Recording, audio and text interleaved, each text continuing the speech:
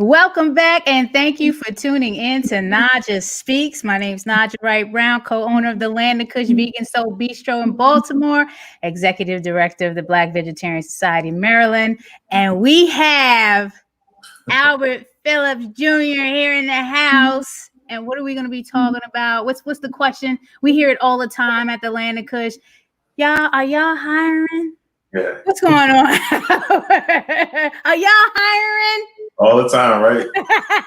All day, every day. Tell us a little bit about yourself, Albert. Where are you from? Yeah, so I'm from Baltimore, Maryland. I appreciate all y'all for tuning in, first and foremost. My name is Albert Phillips Jr. I'm an educator, I'm a writer, I'm a youth advocate right here from Baltimore City. I'm happy to be here today. Well, I talk and interview a lot of vegans, plant-based folks. Are you vegan, plant-based, flexitarian? What's your dietary lifestyle like? So I'm leaning towards getting more and more plant-based every day. I just purchased a book called something soul, sweet potato soul. Oh, okay.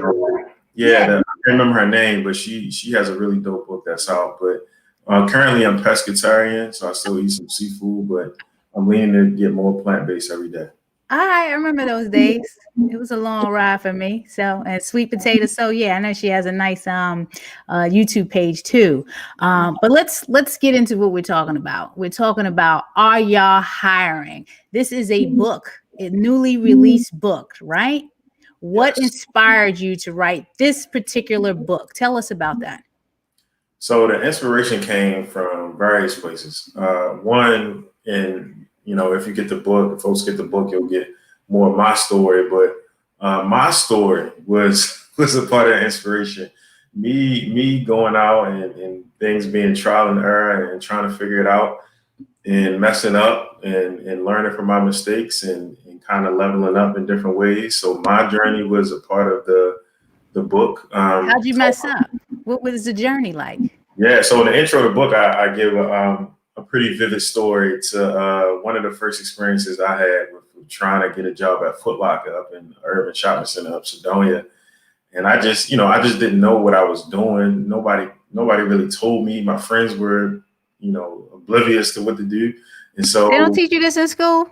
Nah, maybe now in some schools, but there's not like a universal way of learning this in the school system. So I had to go in there and, I just was like, yo, y'all hiring? And the manager was like, yeah. She was looking at me funny because, I don't know if y'all can imagine like Huey from the Boondocks and Riley. So I had both of them. I had like the braids and then I'm bald now. But I had the braids and then I had the afro out at the same time. So they was kind of like just giving me a look. And I had on I remember I had on some ripped jeans and a jersey, and I was fly. I mean, I look good in my opinion. I'm like, I deserve this job. And so I went and I went back home. They didn't have any applications there. They were hiring, but they didn't have any applications. So I went home, I printed it out. I came back, I submitted it, and then I left. And I was like, oh, they're gonna hire me. I'm the man. I just was feeling myself. And so, they never called me back. And I speculate as to what happened in the book, and I'll let y'all read that. Awesome. Okay, what type of challenges did you experience writing this book? And I know I got a lot of friends that are authors, whether they did the ebook route, publishing house, whatever. I know there's challenges. So what type of challenges did you experience writing this book? So this was my first book. Obviously, I self-published, so I had to figure out a lot of things on my own. And one of the major challenges that I won't make a challenge next time is trying to do too many parts at once. So while I was writing the book, I was also working with an editor. I was working with a graphic designer. I was working with somebody who was doing my website. I was, creating things on social media. So I was trying to play all of these roles all at the same time. You were doing one of my numbers, huh? You should have called me. I told you don't do that. While working a 9 to 5, I'm trying to balance out way too much at one time. And so I would recommend to any authors just to do one part at a time. I should have just focused on just write the book, just finish it, and then go on to the next step. Right. Well, why do you feel you needed to do all of that? I I put a lot of pressure on myself because one of my goals of 2020 was to put a book out. I didn't know it was going to be a pandemic. I made that goal in 2019.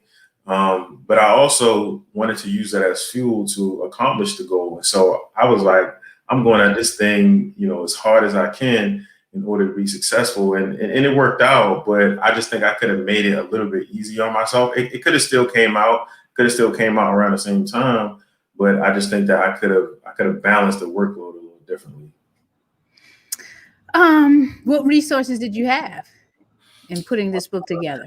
A ton. There are so many authors in the city, so I could literally text people, call people, and say, "Yo, who did you use for that?" Or "What did you, who's the person for that?" And so I literally reached out to people about connecting with Black Classic Press because I wanted them to print my book. I know they were only known for doing books like, African history, like very scholarly books. And I was like, I want to see if they're going to print mine. I might not be Dr. John Clark or Asa Hilliard or one of those people, but I wanted to see if they were curious. And so I just put the word out, and about 5 seconds later, somebody DM'd me on Facebook, like, "Oh, hit a number right here. Here's a person that you reach out to." So it was a beautiful experience using my network. I also used, I mentioned social media. The internet is huge. You can get everything on the internet. So I was looking for an editor, and I didn't quite know which route to take. I also was writing my book, and I didn't know, like, do I want to write it in my notebook? Do I want to put it on a Google Doc? I don't know. What do I do? So I found a website called Readsy, which made it very simple to be able to put my book together and to find an editor too. And it was called Readsy. Readsy, Reedsy. Okay, Readsy, Redd. You've been writing for a long time. How many years have you been writing? Because you work, if no one knows, Albert was an employee of the Land of Kush way back years ago. I forgot what year it was, but was the one that got us our first feature in Black Enterprise magazine. So you were writing, and you were a journalist for a long time, right? Yeah. So I would say it even went back further than that, honestly. It went back to probably middle school. I remember I wrote my first poem on poetry.com and in my sixth grade English class. And I still talk to my teacher, Miss Wilson, who I wrote it in her classroom. And I was like, that thing kind of sparked something. I like putting words on paper. I like, putting thoughts together. And so I would say it had to come from those younger experiences, and then it manifested more. Obviously, when I went to college, I went to Morgan State University, and one of my goals was to get a nationally published article. And I love Black Enterprise magazine. I was subscribed. I still get their emails and things. And I was also working at the Land of Kush, and I was like, they have a small business section. So I pitched the story to the editor. They loved it. I wrote it up, and the rest is history. That was a blessing. We appreciate that.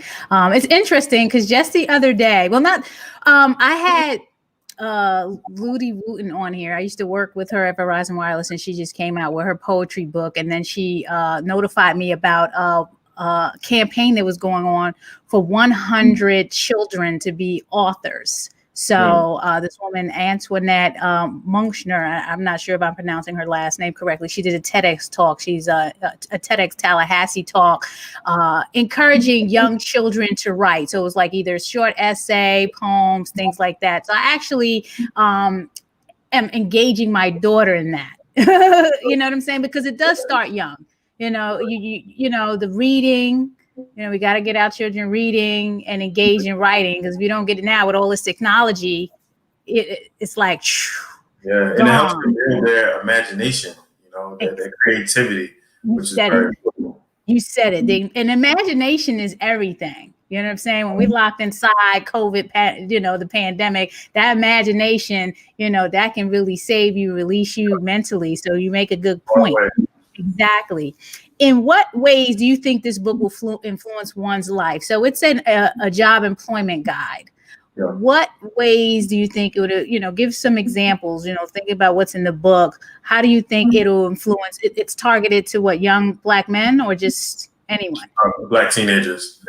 Teenagers. Mhm. Okay. How do you? So I wrote the book is unlike any other employment guide I've ever seen before, because it's not just about even the title. It's not just about navigating employment. It's also about empowerment. It's about understanding yourself and your power as a Black teenager, as a young Black employee. It's about being able to challenge oppression in a way. When we get jobs, we know about workplace discrimination, but how often do we have those conversations with teenagers? Too often, I feel like we stop at, hey, you need to make sure you got a suit.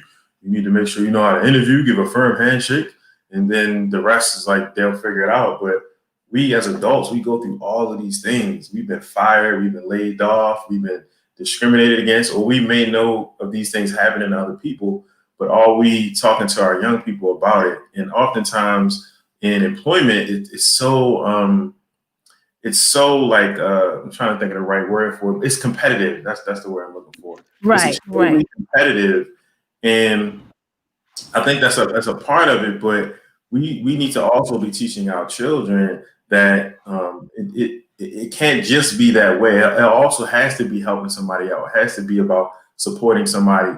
It has to be about being able to showcase your skills in a way that maybe uplifts and educates someone else. So the undertone of the book is empowerment, and I think as young people read the book, they'll get that more and more. You make a good point. And you've worked here before, so you know the type of employees that we bring in. Some of them, this is their first time working. They've never had a job, or they were termed from a job and don't even know why they were termed from a job. So we have someone that's in here that's been here the longest, and he still does to this day doesn't know why he was termed from Party City, but he's here. So and we've watched him grow, and it's very important, in my opinion, that youth are exposed to Black business owners, especially myself, coming from a inner city project in New York, the South Bronx, Baltimore, whatever city, to show them like, look, there's no excuses.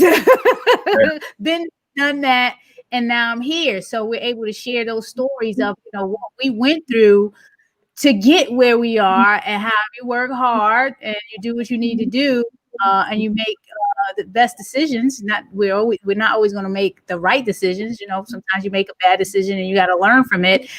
But there is a prize at the end of the tunnel. So I think that's really important to teach to you, just like you're saying, like, all of this. Why is this going on? I tell people when they're writing resumes, and I've learned this, since I started working, because the bosses I had would teach me, how did you contribute to your last job? Because that's what we want to see. You know what I'm saying? I'm not going to tell somebody a job description that they already know what a clerk and a cashier is going to do. I want to know, what is your plan to contribute? And what did you do at your last job to contribute? You know what I'm saying? That's what the resume, that's a tip for everybody. Your resume should be telling the next employer how you were able to save money, improve customer service, streamline technology, things like that. What was your contribution to that business? Because that sells. That's what they want to hear. They don't want to hear you need money to go to school. They don't want to, you know what I mean? How are you going to contribute to that business? So the next question is, are there any particular experiences you would like to share with the viewers about how this book has influenced you? And if not you, then others. But I'm sure it has influenced you somewhat. Yeah. I mean, one of the most enjoyable parts of the book was me sitting back and really like thinking and analyzing, what was my journey? What is my journey? Because I'm still on it. And it was very fruitful to be able to look through some of those stories. I think one thing that I feel like people grasp from the book is just more information about me. I have close friends, family members who have read the book or parts of the book, and they're like, "Oh, I never knew that this happened. Like, I never, why you talking to me about this back then?" And it was like, man, I don't know. I didn't know what I was doing. I didn't know what I was doing, so that's probably why I didn't speak to you. But the book also it made me want to write more. and to put out more. I wish I would have put this book out. Well, honestly, I think it was the right time now, but I think I wish I would have started thinking about writing a book a little bit earlier. But they say everything happens on God's time or divine time. But it makes me want to continue to write, and I plan to put out at least 4 or 5 more books. Oh, God bless you, because I've always said, and I need to consult with you, the one book I put out is going to be the first and the last book. I'm writing one book. I've been approached like, write a book. I'm like, I'm going to write one book and that's it. I'm not doing this over again. So I'm going to wait it out. Take your time.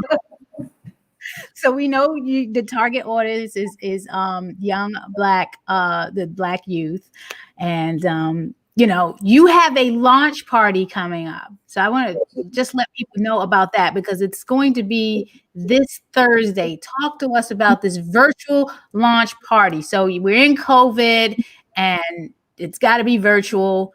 It's December 8th, December 18th, 7 p.m. to 8 p.m. And you register. Yes. bit.ly/y'all hiring launch. So tell us what is going to be going on at this virtual. What can people expect? Yeah, so definitely register. I wanted to have a virtual launch party months ago, but I kind of decided to do it a little bit differently. Usually when people have launch parties, they have it right when their book comes out. But I wanted to give people a chance to actually read the book. I know a lot more people are obviously home due to COVID and not like going around as much. So I figured people would maybe have more time to be able to just look through it. And the book is under 100 pages. I think it's 88 to be exact. Oh, wow. You can read that in a day, in a couple hours. So I tried to make it, and that was intentional, right? I didn't want to write a 300. It could have easily been 300 pages. Right. But I felt like teenagers would not be interested in reading this long book, or what they conceive as long. And I also wanted to put a dope cover on there. Shout out to my cover designer, Makia Hughley. But on the launch day, you're going to have a chance to engage with me. We're going to have a special performer that's going to be there, special guests. You'll have a chance to even win some books. I'm going to be giving away a few books. Nice. So definitely come out. If you have the book, come and ask your questions, share your thoughts, whether you love it, you hate it. I'd love to hear from you. And if you haven't purchased the book yet, hopefully after joining the launch party, you'll be inspired to get one for yourself. Yeah, come on, folks. I mean, there's parents out there that need to get this book for their child or their young adult. Let's say your child, young adult. You need to be registering for this virtual launch party, or how can they just order the book if they didn't want to go to the launch party? I made it real simple for people. You can go to y'allhiring.com. Yeah, y'allhiring.com. That's where you can order the book. And you're going to get an autographed copy from me. It's available everywhere books are sold, but I encourage you to come and get it from me so you can get your autographed copy.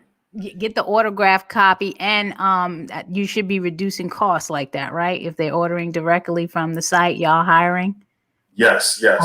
You can come right to my site. Other places they gouge you as far as fees and things like that. Well, me as the publisher and the author. Come on, y'allhiring.com. I got you. Go to y'allhiring.com and get the book. The holidays are coming up, and I'm sure folks are going to be going out buying things that their young adult really doesn't need. It's time to get to work. Okay. The pandemic is not going to be forever. And there are people looking for people to work, don't get it twisted, because we were hiring during COVID. Right now we're okay, but, get them ready, get ready. You know what I'm saying? Stay ready so you don't have to get ready. So get them this book, y'allhiring.com. And hey, let's move on. Let's prepare our children for the future that lies ahead. How have you been navigating your professional career and ambitions during this pandemic, Albert? Yeah, that's a great question. So actually during this pandemic, I actually changed employers. So I got a new job. So many people were like, what? Like, there you are. Like, be safe. Don't be trying to leave. But I had this plan, I had this goal, and I had to make a move. So currently I work for Baltimore City Public Schools as a work-based learning specialist, and I've been there since I think about July. And it's a position that I love because I can link young people with various work-based learning opportunities, whether it's an internship, apprenticeship, a job shadow, or talking to a professional in the field. I enjoy helping our young people be able to have these experiences so that when they graduate high school, and hopefully they, we want them to have their high school diploma, they may even earn a certification towards a particular career. We want them to be a little bit more polished, a little bit more ready, and able to take on that post-secondary journey. So I'm really enjoying the job, but I did that in the middle of a pandemic, which was crazy. So everything was virtual. I'm a person, I love in-person things. I was a teacher. Sure. I love to connect with people. I like to hug people, all of that stuff. Yes. And I miss it all.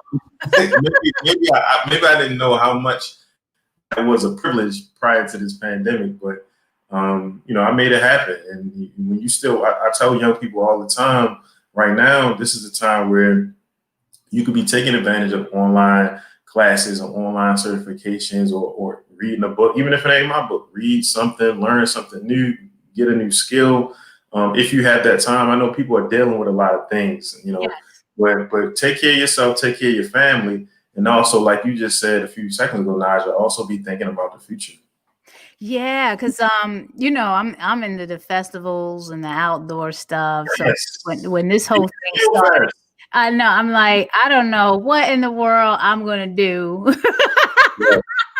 Yes. But I just, started researching into the YouTube stuff. I had a YouTube page before Google even bought YouTube out. I had, because the first video I ever did was before we opened Land of Kush. And Greg was cooking in the kitchen, and then I forgot about that whole page and whatever. And then I just revisited this whole YouTube platform, live streaming and interviewing and all this other stuff. And I said, you know what? I can't go out and see the people like I want to see them. Let me bring them in. And that's what I've been doing since April. And it's just, you said you've been watching, it's just evolved. Yeah. And I've gotten connected with so many people that I did not know that have introduced me to other opportunities that it's incredible. Like, this pandemic is a good thing, bad thing. I wish that it's over in the next few months, but we'll see. But I say things happen for a reason, and then you have to, use what you can to do the best you can. And this is what came out of it. And that's all. And then I lost 10 pounds. So let's go. On my health, you know what I'm saying, because health is your wealth.